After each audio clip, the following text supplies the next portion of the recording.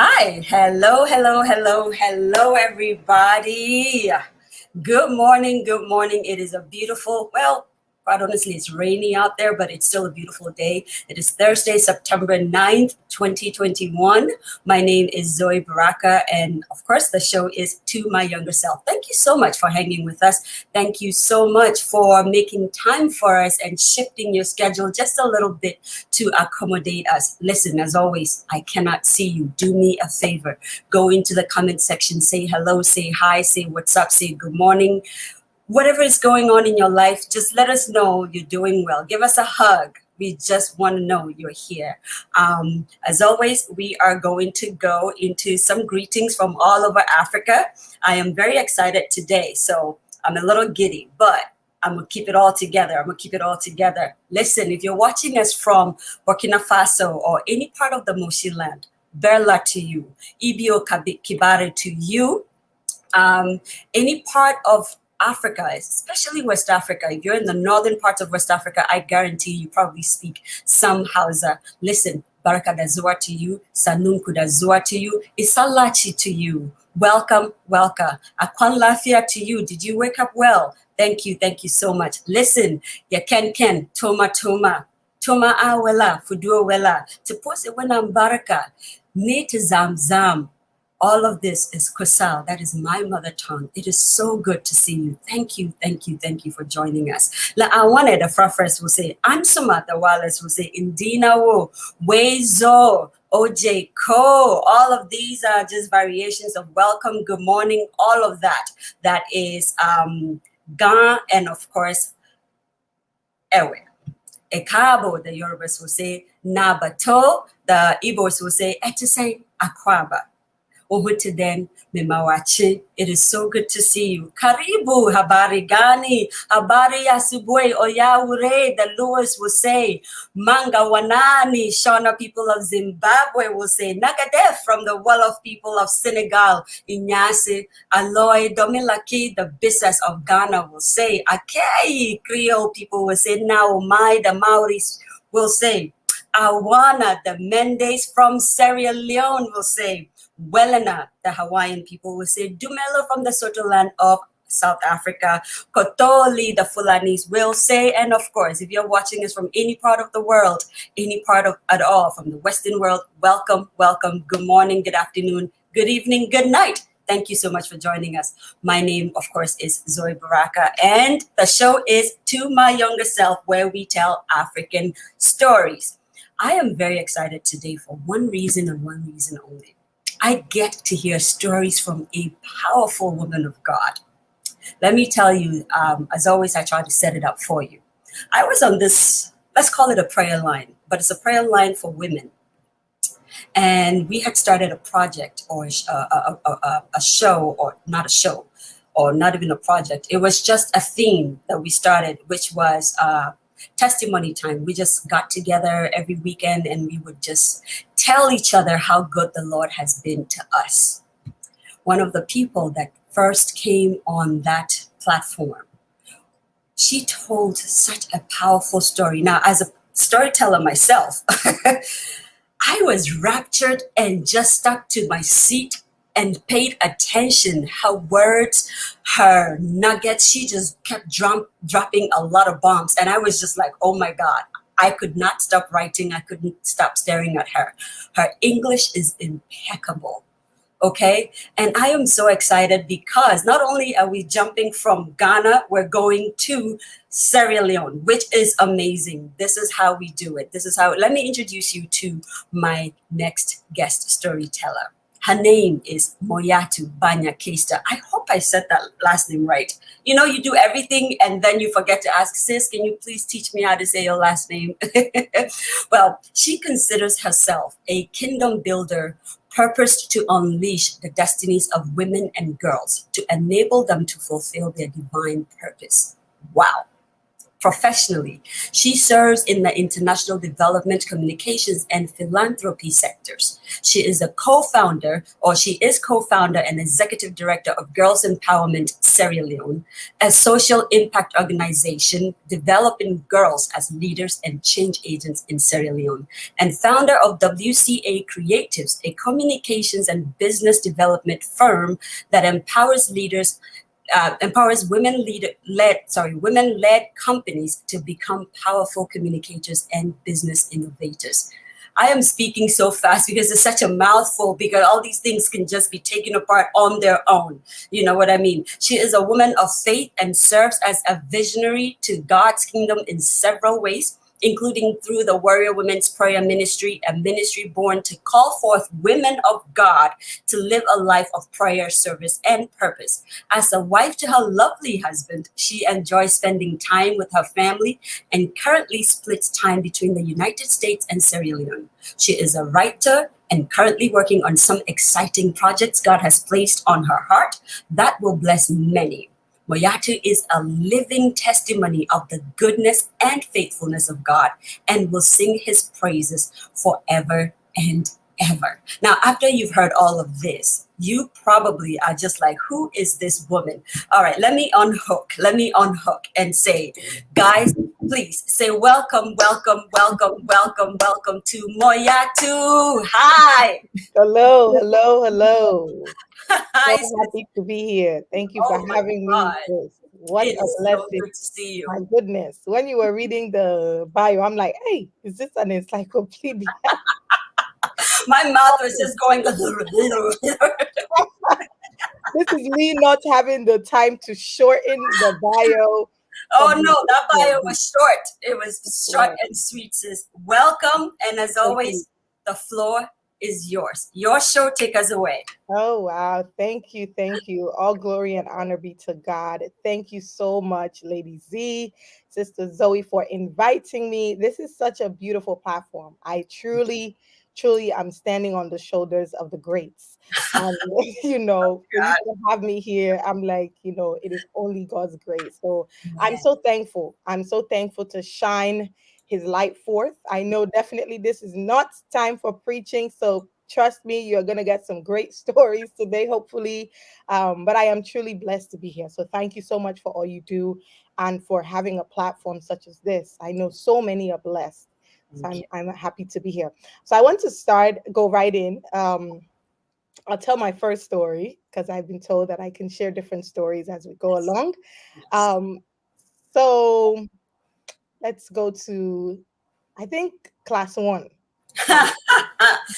Class one. Oh my One, Lord. international secondary school, primary school in Mhm. Sierra Leone.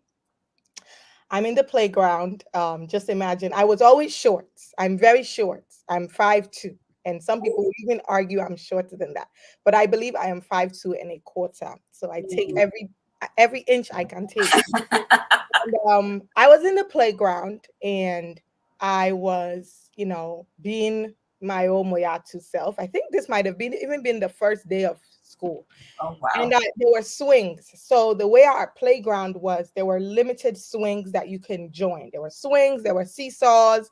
I think there was a sandbox. I think there was monkey bars, but I really like swings. Even now, if, as old as I am, I like swings. They remind me of childhood. They make you feel free. So I decided to get on the swing. And just some context, my mother also taught at that school, but she never taught me. Thank goodness. She taught Wow. other kids. She was in other classroom. My mom was a teacher. And so, my parents decided to enroll us in this school because the previous school we were in, the teacher ate our lunch. Oh. And we basically told our parents, and our parents pulled us out of that school, and we had Mhm. to go to this school. So I'm in the kind of the playground, and on the swings. I'm enjoying myself. I'm swinging. This is, I think, probably during recess, lunchtime or something. And a another young girl comes up to me and says, "You have to get off the swing." It's like, what do you mean I have to get off the swing? Meanwhile, she gets one of the swings, but she wanted one of her friends. We're like 7 years old, probably 6 years. Oh my Lord. She wants one of her friends to get on my swing. I'm like, I'm not getting off the swing. So she decides to hold the swing. You know, when you can hold the swing so it doesn't, so all of a sudden you're now struggling. So she decides to hold the swing so that her friend could get on the swing. I said, no, I have to finish my round of swings, then your friend can get on the swing. Finally, we get into this tiff, me and her. And that really was my first, I would say, enemy. Oh my God. Because I don't know what even we said to each other, but we were just at war after that, right? And I ended up getting off the swing. I said, me being, nice to a certain extent, I got off. I got off the swing. Her friend got on. They had their merry old time. But I remember just even at that young age, thinking about how sometimes, even as young as we are, we can kind of be mean to each other. Yes. We were like 6, 7 years old, and you really wanted this swing for your friend at the inconvenience of somebody else who was already on the swing. So she ended up being like my arch enemy. Fast Wow. forward to like the middle of the year, I was one of those kids who I would just come up with these games in school, and all the kids would want to like follow the games, right? So I would say, let's play this. And then all the kids, especially the girls, they would start following me. So we had this one game, it was like boys catch girls. And the girls would run and they would hide, and then the boys would have to find them. Or we had like kick seed, which was another game. It was like you draw the boxes on the ground and you would have to play. We had several games, but I always found myself like in leadership positions with these games. I don't know how it happened, but somehow people listened to me. Well, here goes Madame Not So Nice. One day, the reign of Queen Moiyattu came to an end, basically, because after a whole year of me basically having a cahoot of girls who would follow me to do anything within a day, one day she goes up to the girls and she says, stop following her. Why are you people following her? And all of a sudden, all of the girls stopped being my friend. You can imagine the ego bruise. Yes.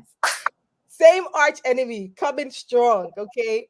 So that happened. So basically, within a moment of like few days, my circle switched completely. I lost all of those friends. They started to follow her. So she really foiled a coup against me. It was like all of a sudden, goodbye, lady. No one's following your rules. No one's following your games. You are, Oh my God. conjuring up. It just ended. All of a sudden, my friendship circle shifted.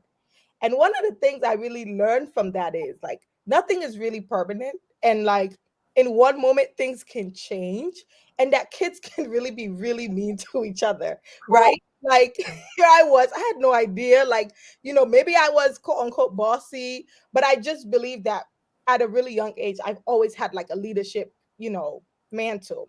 And so it was just that there was something I was doing that all the kids wanted to do, but this particular other sister was just not having it. She was like, no, we're tearing down this kingdom that you're trying to build here and creating. And I was fine with it. And before you know it, I made new friends, and the old friends all of a sudden started coming back. It's fine. So that was one thing I learned. Nothing is permanent. And at a really young age, I learned about friendships that, it's okay to have a lot of friends. It's okay to lose some friends. It's okay to grow out of friends. And also just this idea that people will always have a difference in opinion about who you are. And so at a very young age, I don't remember being upset. I really don't remember being upset. I just remember being like, oh, wow, that was really mean. And then I just kind of like moved on.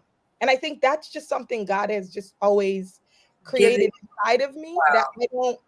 It's like, okay, sure, this isn't working out. That's fine. Let's move on. The times when I need to salvage and I need to talk through, I will. But that was a really important time for me. And I remember it to this day. So, I'm just trying to figure out how did she just said, stop following her. That's all she had to do? Yeah. She go to the ears and like, whisper.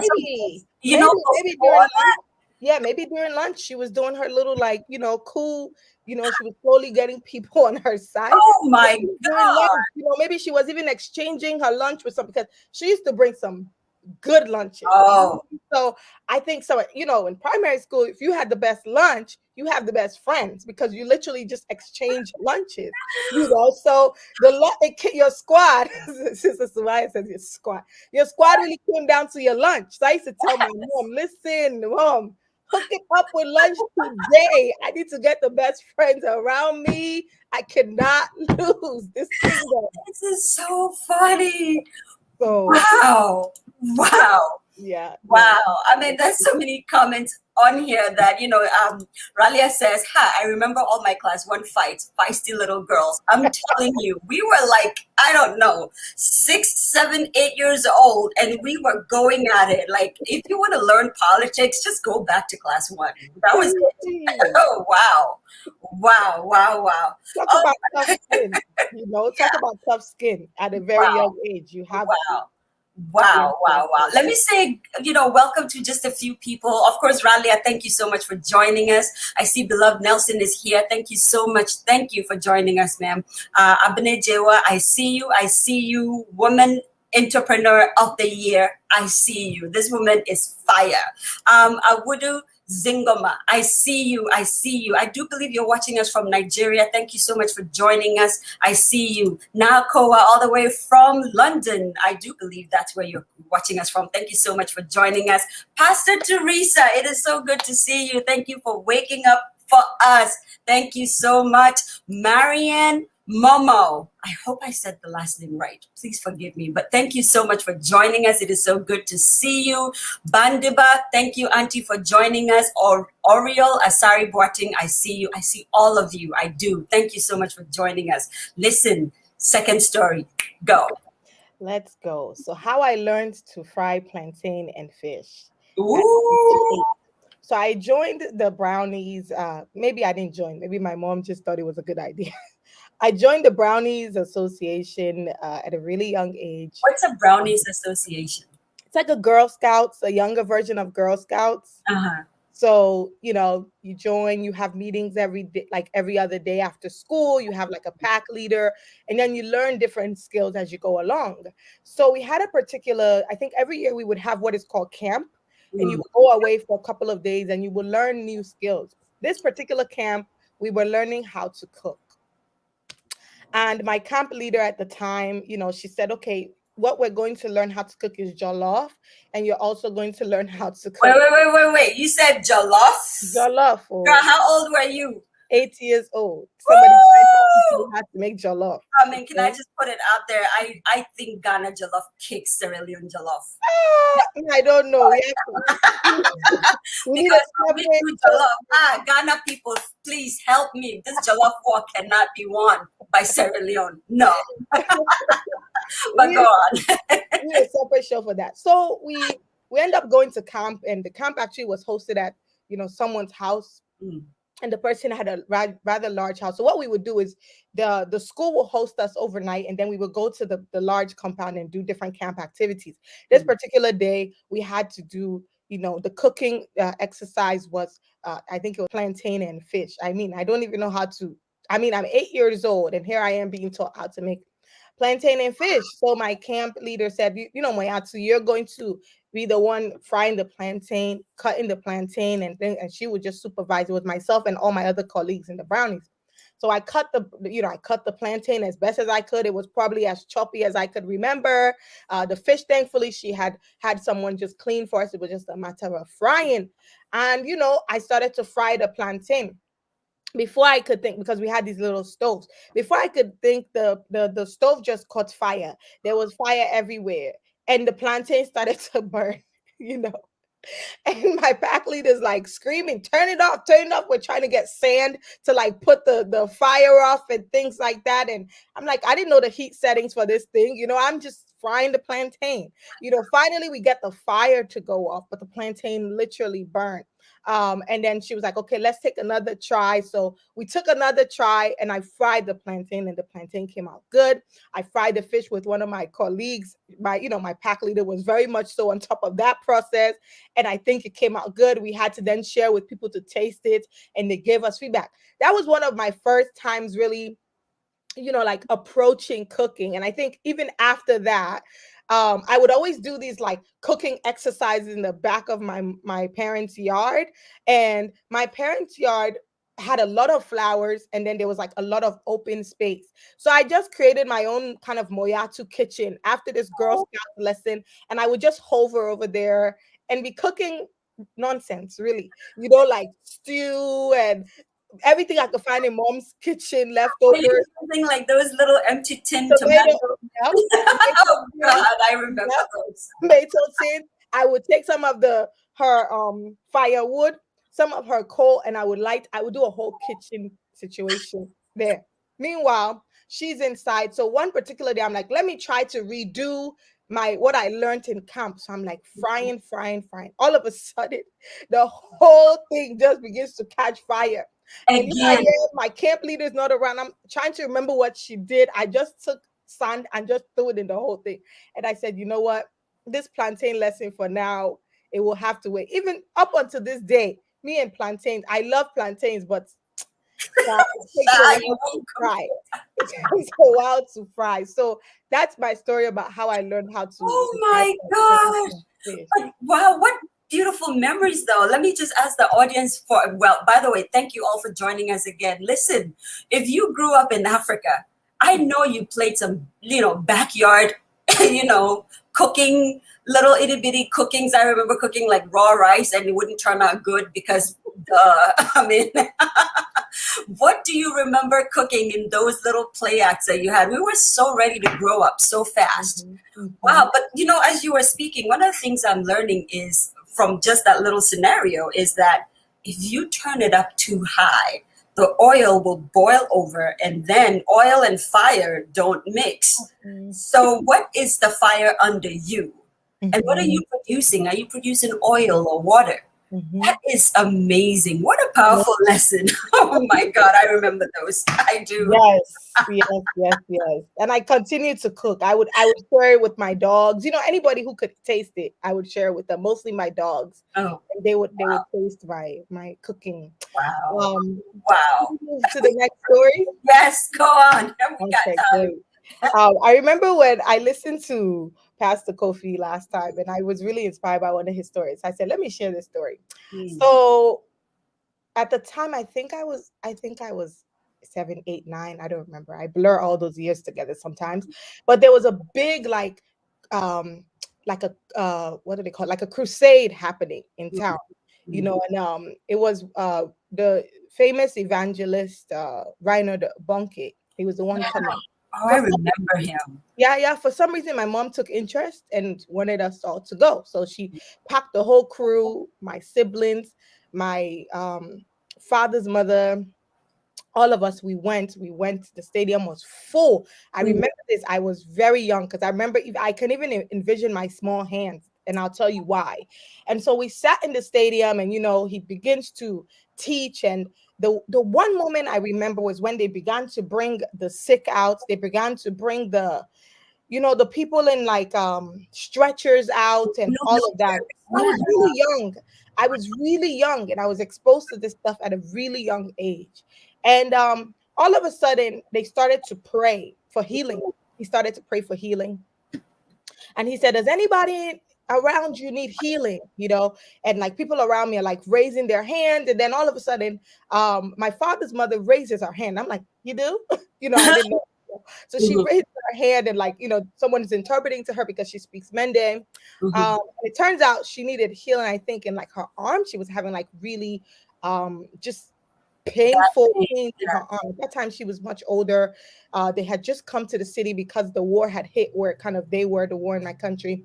And all of a sudden, he said, reach out to the person next to you and trust God that they will be healed. So the person next to me was my grandma, my dad's mom. So I reached my hand out, my little hands. I always remember this, and I laid my hand where the healing needed to happen. So we're just praying. I just hear prayers happening. I know people are praying. All of a sudden, he stops the prayer, and it's like, in Jesus' name, amen. Well, shortly after that, she literally said in our language, Mende, that she didn't feel the pain anymore. So we went home, And she was talking about it. She's like, we went to this thing, and my grandma was Muslim. Like, it's not like she was Christian. She's like, yeah, we went to this program, and like they prayed, and then they told us to pray, and I'm not feeling this pain anymore. It wasn't until like literally in this season, with all the fear that is happening, and I'm by no means like downplaying the things people have gone through with COVID, and for those who have lost lives and things like that. But it was in this season that literally God reminded me of his healing power and how young I was and saw his healing power.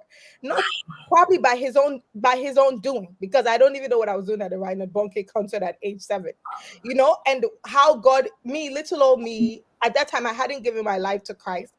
And somehow something happened, and I touched my grandma, and the power of God healed her. And so in this season, God was just reminding me of that for several reasons. He's been reminding me of that. Like, you've seen my healing power. It's not that you've heard of it. You've actually seen it. You've been a vessel of it. So at a very young age, when you knew me, but not the way you know me now. So it was just a really powerful experience. And I just remember somebody who, she doesn't know Christ, but just the love of God is what I took away from that. Like, God loves everybody, and according to his own grace, he can heal you, he can take care of you. And yeah, that was that lesson. What a powerful lesson, though. Like, I think throughout all these stories, with Pastor Kobe's story, your story, and many others, I'm beginning to realize that when we're young, our ability to believe is so fast and so quick. It's almost as though we're in a fairy tale and we just go along with it. But that's what God wants from us. That quick belief that it's just, it will happen, and we just do it. Yeah. And then the moment we grow up, I guess maybe, like they say, adulting sucks. So we're adults and we're worried about this and that. And suddenly we don't see that God can be as powerful as he was when we were little. What would have changed? What a powerful story. And I'm not shocked that you have a healing grace on you, like you just pray and people get healed. And now you're drawing women and children to you. Yeah. You probably didn't know you had that ever since you were born. What? Wow. Yeah. I'm so curious now to see what others are saying on here. Okay. We have Abby watching. Hey, crazy lady. Anointed Holy Spirit caterer. Oh my God. Pastor Teresa says, I loved cooking outside as a child. She's going back to your second story. I used to roll up paper and put fire at the end and smoke while my onions fried in my milk tin. That's great. I am so curious to see what Abby used to do.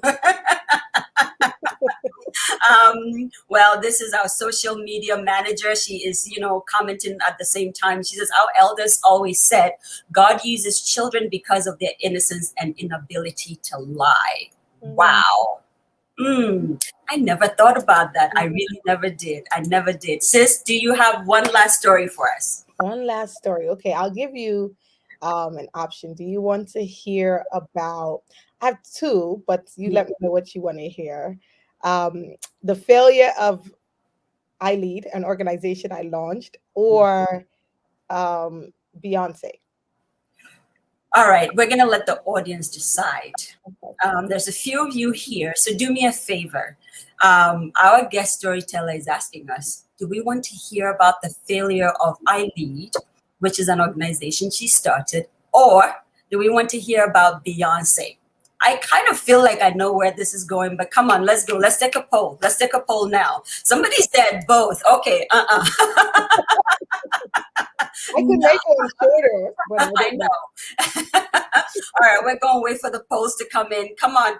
Let's get to just go in there and ask Beyonce or the failure of I Lead. Come on. All right. I guess she said, please, in that case, sis, jump in. Start with one. Okay. Let's start with the serious one, and I'll end with Beyonce. Okay. So moved to the US. I'm sure many of you, if you check out my kind of blog and things like that and website, you'll know that I fled my country with my family because of a civil war and relocated to the US. So I'm in the US. I go through uni. I'm about to enter into graduate school, but I just have this leading to start something for girls, African girls in the US. So I went on this journey of like launching before launching what was called I Lead. I think it was International Leaders Excellence, something I can remember, for education development. The whole idea was for young girls to come together, etc. So I worked really hard on this thing, you guys. Like when I say I worked hard, I was like up writing things. My mentor at the time was helping me think through it. I would send her things, she will review. Then I had a whole like plan of how we were going to recruit the girls. It was going to be mostly in northern New Jersey, etc. People were excited. How old were you at this time? That time I was in my 20s, in my early 20s. Mhm. I was in my early 20s. I had just graduated university and was working, and just started to feel the need for this yearning for girls. I had always had it, but this particular season, it was really strong. So I decided, okay, let me get this together. I had a flyer. I had a good friend of mine, Nana. He built this amazing logo for me, which I look at every now and then because I just think of the goodness of God. So I create this whole thing and I'm excited. Everybody's like, yeah, that's why you shouldn't listen to people on social media sometimes, because social media, look at social media, social media as Jesus. a gauge. I see. So everybody's like, oh my gosh, this is so exciting. Yes, I want to sign up my niece. I want to sign up my daughter. It was time now to launch the thing. People started to say, yeah, I'm interested. I'm interested. When it was time for the thing for people to actually submit applications, my dear sister, zero. Nobody submitted applications. Imagine 3 months of toiling. Nobody submitted anything. I remember in my young, naive self, I just broke down. I broke down because of shame. I broke down because of disappointment. I broke down because it didn't work. This thing I was so excited about, it didn't work. And I literally shut off a whole week. I remember this. My lights were out in my room. I did not pick up anybody's phone call. I think even at that time, I was going through a breakup with like this guy I was dating. So everything was literally crashing. And I was in the room and it literally felt like some type of like a miscarriage. Like you literally, like that's how it felt. I don't know what that felt, but it's like literally everything that you thought was going to happen just failed right in front of your eyes. And I was down. When I say I was down, I probably experienced some form of depression because people will call me. I wouldn't pick. My mentor kept texting me. I just was like, I can't face the world right now. And I vividly remember, I think it was like on the third day of this melancholy, because that's really what it was. And I literally heard a voice and it said, what if this is not where this is needed? Mm. And immediately Wow. something came alive in me and the whole thing switched. And that's how God planted the seed of Giselle in that season. My organization Wow. has been around for 10 years. Yeah. Oh my God. I am even Yeah. I Yeah. Yeah. I Yeah. Yeah. wow. Yeah. And Wow. I learned so much. I learned so much about it's okay for things not to work out. The importance of trusting God's timing. That sometimes even when you're off track, God will always bring you I was back to about what to He ask you that. Did yeah. were you Christian at the time? Did you pray on it, or was it just principle or something you felt No. and like, I'm just gonna go for it, you know? Yeah, I didn't pray. I don't think I prayed much about this particular that's being in honesty. I just thought it was a great idea. It sounded like something that was needed. Um, and I mean, just out of that season, God was so gracious and brought so much clarity to me. Even my master's program I ended up entering into was all about, the technicalities behind how do you even start up an organization. Wow. One of the big things I didn't do in my Wow. young self was I didn't do a needs assessment. Wow. And one of the Oh, basic things come on, let me just ask you because now I've just switched to proper African accent. We're not trying to be Queen Elizabeth here. Listen, so all those people that were like, "Oh, we support you," after they now saw you, what did they say? This is wickedness. nothing. Oh, after a few weeks, I'm like, oh, whatever happened to that organization? I just said, God just gave me the strength to then respond. And that's the thing that's so Wow. beautiful about God. Even when you feel like you are a failure, even when you feel like, that was the first time I learned that you cannot attach yourself to things. And the world that we live in, a lot of young people do. They attach themselves to their organizations. They attach themselves to, even sometimes people attach themselves to their ministries. Mhm. None of these things belong to us. They're just things that God has Mhm. given us in his mercy to steward. So Wow. the moment you detach yourself from these things and allow God to take the center, it shifts the whole perspective. You're not worried about it failing because they have nothing to do with me. It's not my thing now. It's God. Mhm. It can't fail. Wow. I Yeah. hope the young women on here are watching, and even the little kids. I know you're probably 7, 8, 9, 10 years old, but this is it. If you attach yourself to a thing, most often than not, that thing may fail you. Actually, it will fail you Mhm. many, many, many times. Yeah. The only time you are truly free is when there is no attachment. Not Mhm. that you won't work hard, not that you wouldn't put yourself in it, but the success or failure of that thing will not be the making or the breaking of you, especially if you know God is in it, Mhm. period. Yeah. I guess what we're trying to say is to our younger selves is this, that first of all, pray about everything, Mhm. every project, every thought, every idea you get. Mhm. Um, I can't tell you how many times we reworked to my younger self, and we're still reworking it because it is not our show. It is not my show. Executive producers Elsie Dixon said it now. It's not ours. It is God's, and if He Yeah. decides that, well, it was good for a year, it's done, then it's done. Yeah. We move on, right? And that's it. Absolutely. Wow, Absolutely. what a powerful story. Thank you for that. That definitely, I know, is going to recalibrate certain mentalities, and also that social media thing. People can be, for lack of a better word, a little bit two-faced on that street. So be Yeah. careful. Very sometimes very well intentioned, but a lot of times Yes. you have to take comments at face value. And I know we have a lot of young people growing up in the social media world, and that's Mhm. something that you really have to be mindful of. Yes. Know Yeah. when to switch off from social Wow. media and plug into reality. Wow. Should I give my final? It's 2 minutes. Beyonce. Yes, Let's let's get do back it. to Beyonce. So a lot of people don't know this. Actually, a lot of people do know this. I used to be a huge, and even those that are hearing this now, like I used to be a huge Beyonce fan. I didn't think I was a stan, but I was a stan. I would fight for Beyonce. Really? I was the Beyonce fan. I loved You're her, a loved her beehive music, person? loved her music. From Destiny's Child, very first album, I was a huge Beyonce fan. You understand?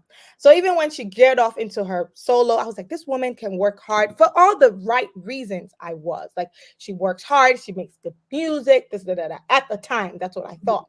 So I remember when her first two concerts that I was actually able to afford came out. I Mhm. think the first one was like the one she did with her husband Jay-Z, and then there was another one she did on her own. The very first one, I think I went with some of my friends. We must have paid like $200 for that concert. Wait, a pop or A together? pop.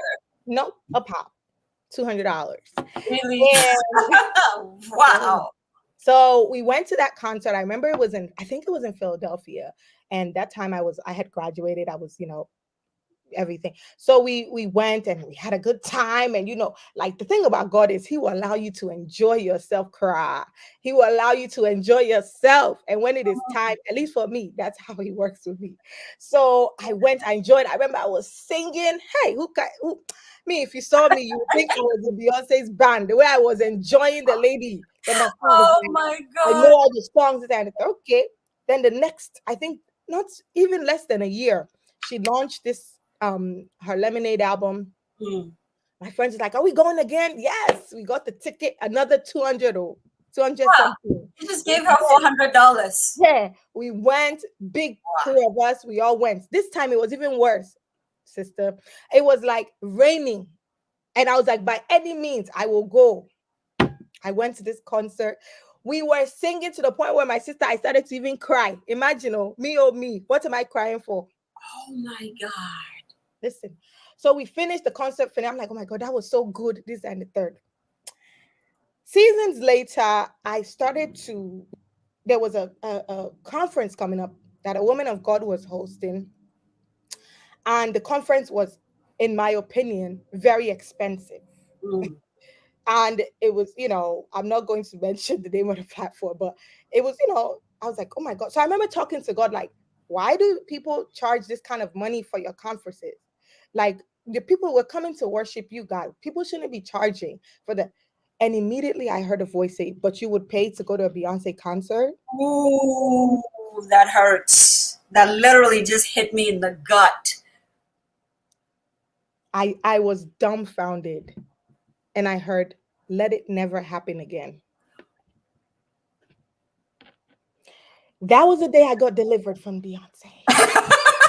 Oh my God, that is a movie title all by itself. Delivered from Beyonce. That was it, sis. Wow. That was it. Since then, after that day, all of a sudden my appetite just was just gone.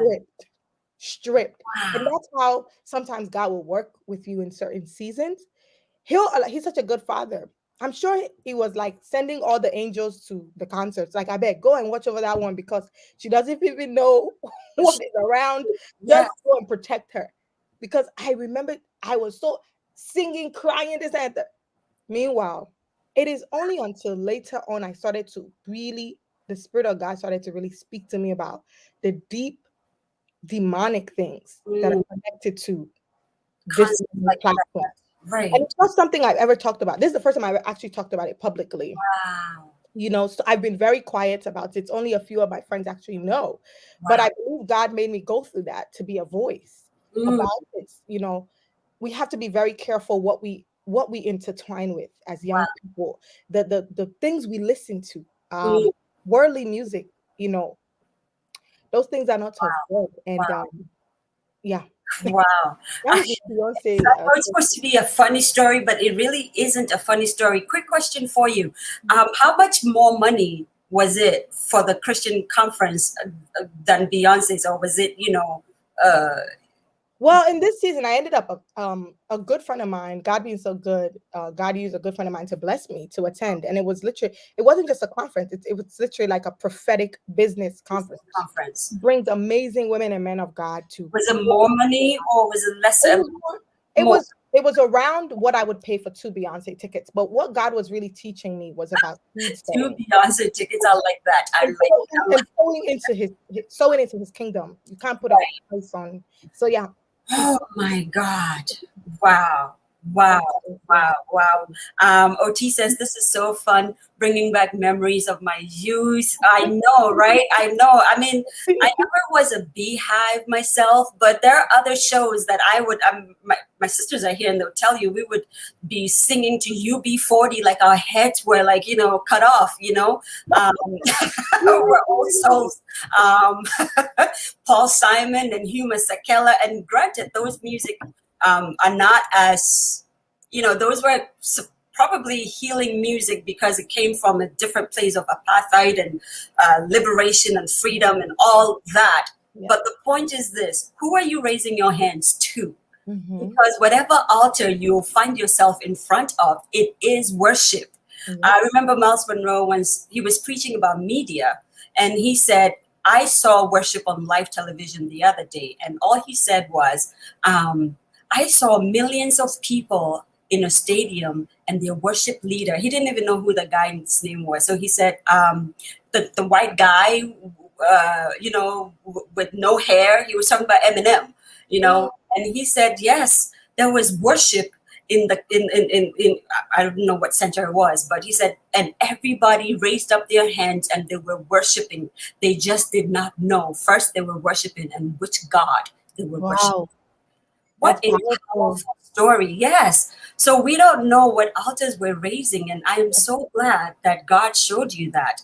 And it is time that we came out of that as Christians, that mentality of why must we pay to go hear the word of God? My friend, if you knew it, then you also do conference and church. If you don't know it, then go and learn. Mhm, mhm. You know?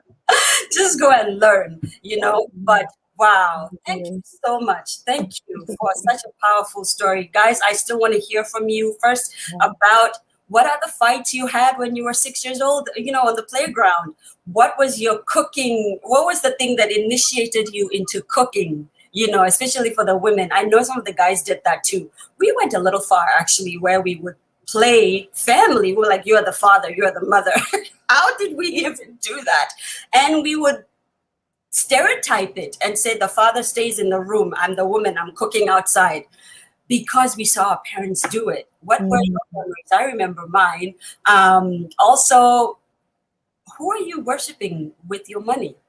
And the manner in which you raise up your hands. And again, what have you started that you have not prayed on? Mhm. The all powerful nuggets that our prophetic sister came to share. My God, thank you. Thank you. I appreciate that so much. Listen, a little housekeeping before we go. Saturday, September 18th, we're going to be having another episode or another installment of the Strange Men of the Bible. I'm trying to remember the name because it's a mouthful, but our very, very gracious host, Chris, will be hosting the Strange Men of the Bible, and he will be talking to some powerful men, and they'll be talking about Mephibosheth. That's the word. Mephibosheth, Mephibosheth.